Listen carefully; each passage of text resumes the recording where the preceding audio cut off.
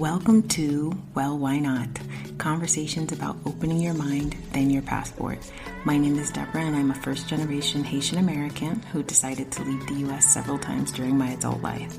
Currently, I live in Quito, Ecuador, where I've been for the past 4 years. I'd like to share more about my journey with you and invite others who have taken the leap to move away from the familiar, mainly in the form of immigration or expatriation.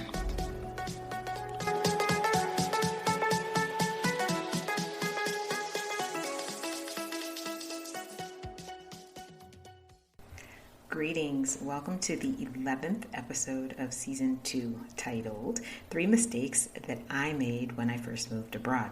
I know I have a lot of advice about what to do, what not to do, and most of that advice comes from learning from my own mistakes. In the past episode, when I talked about watching my family members make financial errors, and that's sort of how I started to improve my financial literacy, I didn't have that opportunity with moving abroad because I was the first one to do it. I, of course, looked on the internet and tried to research as much as I could about the country, about life there. But even then, this was 2009, there weren't a lot of Americans moving to Venezuela. So the information out there was skim, and the best that I could do was just look up general tips about moving abroad. So, of course, I made mistakes, and I look back on them now and think, wow, it probably took a while to even realize they were mistakes in the moment. I thought they were the right things to do, of course. And it was just, I think, over time, spending more time out of the United States, I started to see how they were somewhat costly mistakes. And if I could give advice, like big pointers to anyone, these would definitely top that list. So the first one was trying to find American products. I don't know why, because I, again, had experience being abroad. I, had lived in Haiti. I knew that a lot of items that you easily found or, were accustomed to in the U.S. just were not available elsewhere. And I think it's market based. There are things, what I've realized is there's always something that's similar. It doesn't have the same name. The ingredients may change a little bit, but it's based on that market. So they're obviously going to adjust products that sell better based on the people buying them. But even with that, I still showed up looking for things. I remember when I studied abroad, and even using that as an experience. So yeah, studying abroad was nothing like when I chose to move abroad because, one, I was young, single, and it was part of a program. So everything was done for me when I got there. I remember applying for the visa before we left. We had detailed instructions on how to do that. And then once we got there and we had to ask for our residency, I think it was called, or carte de séjour, it was all set up for us. They just said, show up at this place at this time, and that was that. And with these documents, and that was that. So I remember when I was there was like an American and UK store. And of course, things were like 2 or 3 times the price of what you would pay stateside. But when you had the craving for Doritos, you were willing to pay it. Or when you had the craving for pancake mix, you were willing to pay for it. So that probably led me to believe, that experience, that existed, those options existed wherever I chose to go. Especially considering there's the proximity of Venezuela to the U.S. It's a 3-hour flight. There were several flights a day, people coming back and forth. So in my mind, I was going to find some little store that sold American products. That did not happen. So in the beginning, what I did was I muled in, or I just brought in anything that I was used to eating. And it's funny because a lot of it was just junk, right? It's like if you want vegetables, if you want bananas, you're going to find bananas. If you want any fresh foods, whole foods, existed. They were readily available, but I was like, no, I want the flaming hot Cheetos, and I want Oreos, which I used to eat a lot of. The version in Venezuela was different. It tasted different. The chocolate was different.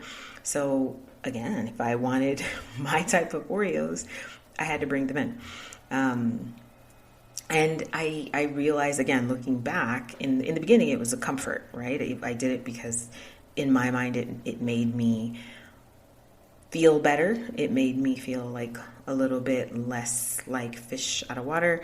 So it was important, or it felt important. And so even if I couldn't travel to bring it, I'd make sure that anybody who was traveling, anybody who was coming my way could bring it in. And it, of course, it costs, right? Now, granted, I never paid anybody. I never paid for a muling service. It was mostly, friends and family who were traveling. But I do remember actually like having things shipped. So ordering things and then having them, and not, like whether it was like DHL or FedEx, not just for the snacks. It was, I was ordering other things, but I was like, oh, I might as well. And in the end, it costs, those costs add up. And also, you realize that it didn't really make me happy. It did bring a little bit of comfort in the moment, but it wasn't sustainable. And eventually my tastes changed and I didn't even really care for them. Now, granted, every time I go to the US, I do fill up on my junk food, things that, I can't find here, or things that just don't exist, like certain fast food places that don't exist. So I still do that, but again, it's just limited to when I travel. It's not something I will go out of my way or pay extra to get. And I'm glad. It just, every time I think back, it's a little bit baffling to me that I placed that much importance on it at the time. Now, number 2 is actually sort of related. It was that I brought too much stuff. I see this sometimes on expat boards or, pages that cater to people who are thinking of moving abroad, and people are asking about like, what's the limit? Like, what's the largest container that I could bring in? And I refrain from commenting because I understand that the headspace. I understand that at that point for that person, they believe that the only way that they will make this transition and they will be happy in their new home is by bringing as many familiar items as possible. And although I did not bring a container, I didn't go that far. I brought a lot of suitcases, and I remember there were several trips made back and forth just to bring all the things. I didn't even bring furniture, but I still brought too much because I think that it's sort of similar to the food items. You have in your mind that the things that are making me comfortable in this current space will serve me in a new one. You don't know at that time that it won't. Like I learned that, and 6 years ago when I made the move from Venezuela to Ecuador, I still had a little bit of that happening. Part of it, I didn't bring any furniture. We lived in furnished apartments, but it was just bringing everything that we had sort of amassed in our almost 7 years there, and not necessarily throwing anything away. I did get rid of a lot of things, donated a lot of things, but I still feel like I brought too much. Now, probably, most likely, should I move countries again, it'll be less. So it's it's a progression. It's not something that happens overnight. But what you do learn once you've done that is what was comfortable or what made you comfortable in your previous space is useless in your new space. Like here, when I say here, Ecuador, I have found like furniture to be very accessible, and handmade furniture to be very of high quality and very beautiful. So if you are going to invest in furniture, it makes more sense to do it locally, versus bringing in something from somewhere else that may not really withstand the new climate you're going to be in, or just the new environment. For instance, Caracas is a lot more humid than Quito. So that alone can affect, wood or fabrics, things like that. But it was one of those moments of no, I'm going to need this. I know I'm going to need this. I also think a big part of why I made that mistake, it was moving with children. So like I referred back to studying abroad and being young and single. Yeah, I still brought too much clothes. I remember that when I went to study abroad for a year, just because I was going from 2 seasons to 4. So I just thought I needed so much more than I actually did. And I ended up buying clothes over there. So I've actually had experience. I don't know why it's taken me so long to to get better, but I think it's just human nature. But when I was moving abroad in 2009 and having a whole family to pack, there was part of me that also wanted to make sure that the kids were comfortable and that the kids had everything. And again, just tying it more to what they would have if they lived in the U.S. Now that I'm talking about this, I just had this thought about like child support and how child support works in the U.S. and how the child has to be provided for to the standard of the parent that makes the most money. So even if the child could be fine, the fact that one of the parents makes maybe, 10 times, 20 times more than the other, that parent has to make up for that difference. I think that was sort of the mentality I had, that, okay, I am taking them out of how familiar were the surroundings. They were little, they were 7 and 2, but now I have to make sure that they have exactly or close to what they would have in the U.S. And again, over time, you realize, other kids in that environment are happy and are thriving and are doing just fine without those, trinkets.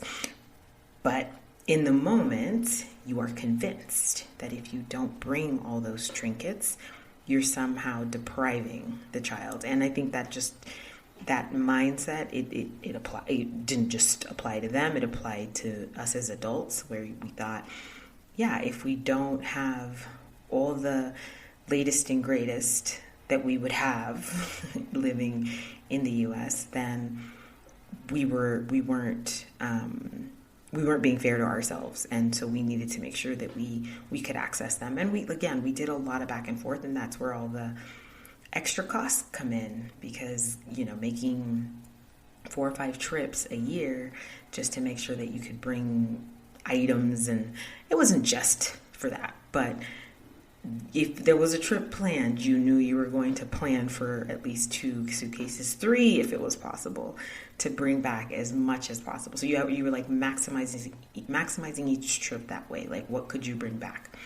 And it really wasn't necessary. Looking back,